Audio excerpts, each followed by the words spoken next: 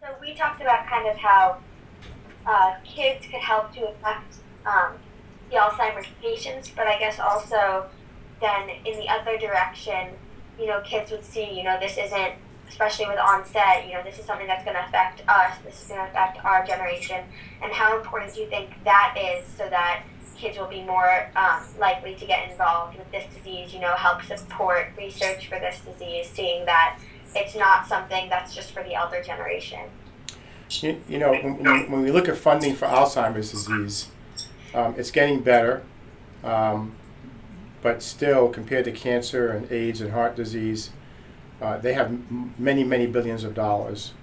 And Alzheimer's has been working so far with $500 million a year, which is ridiculous given what an epidemic it is.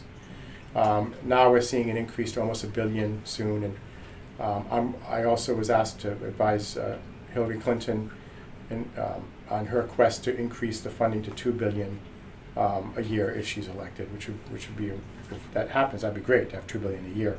I'm not political, but I'm just, $2 billion a year would be great.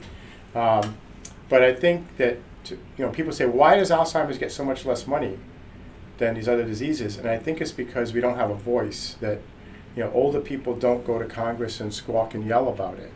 These other diseases affect young people, and young people have the voice. And young people have not been fighting for this disease like you have.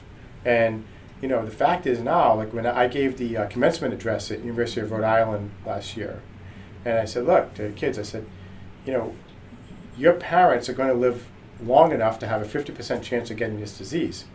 At which point you're going to have put your own kids through college, you're ready to kind of live life and relax, and now you're going to be taking care of your parents.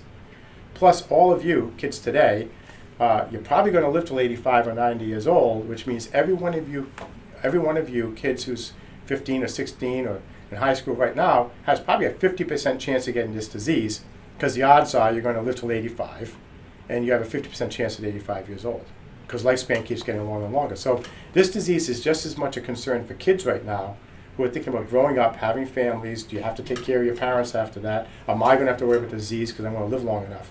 That now kids have to speak up.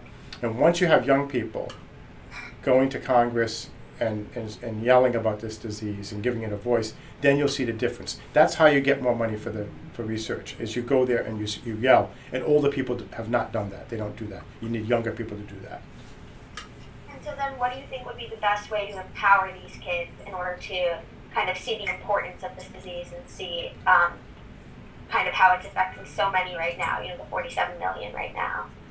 Well, I think to get kids empowered to really help beat this disease, it's all about educating kids and outreach and letting them know the stats and letting them know that, hey, do you look forward to getting married, going to college, getting married, having a career, having your own kids put them through college?